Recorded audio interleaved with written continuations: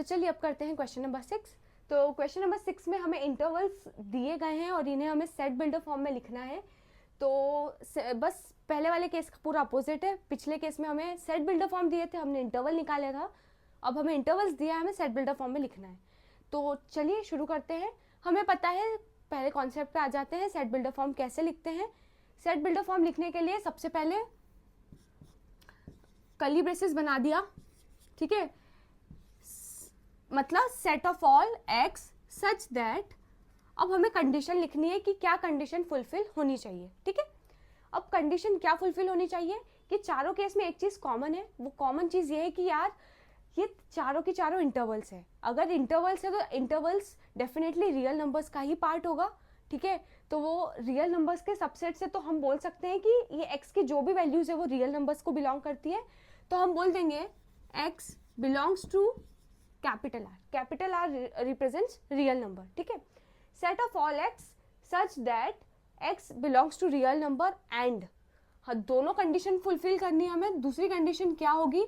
दूसरी कंडीशन ये होगी, हमें ये बताना है कि x की वैल्यू कहाँ से लेके कहाँ तक जाना है, ठीक है। तो पहले लिख लेते हैं अब लोअर लिमिट जो है -3, अपर लिमिट जो कि है 0, और x की वैल्यू कहाँ से कहाँ तक जाएगी? -3 से 0 तक। अब हमें ये चेक करना है क्या लेस देन आएगा, लेस देन इक्वल टू आएगा, क्या आएगा।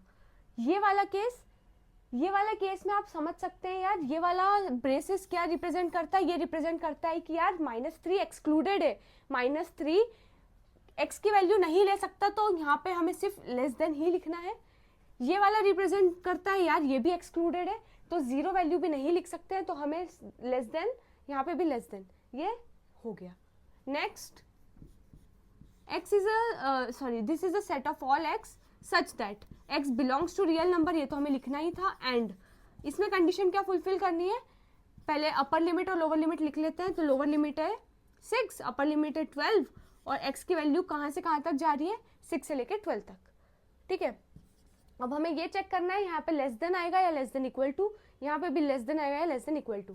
तो ब्रैकेट्स चेक करते हैं, कौन सा ब्रैकेट है? स्क्वायर ब्रैकेट है। स्क्वायर ब्रैकेट मतलब एनक्लोज, मतलब ये वाला पार्ट इंक्लूड होना चाहिए। तो 6 की वैल्यू ले सकता है, तो yes it is included, so less than equal to symbol आएगा। अब ये वाले ब्रैकेट को चेक करते हैं, yes it is also square bracket, तो ये भी इंक्लूडेड है। 12 भी इंक्लूडेड है, तो अगर ये इंक्लूडेड है तो यहाँ पे भी less than equal to symbol आएगा, ठीक है। नेक्स्ट है it is a set of all X such that X belongs to real number and, again क्या कंडीशन लिखनी है हमें? अपर लिमिट, लोअर लिमिट है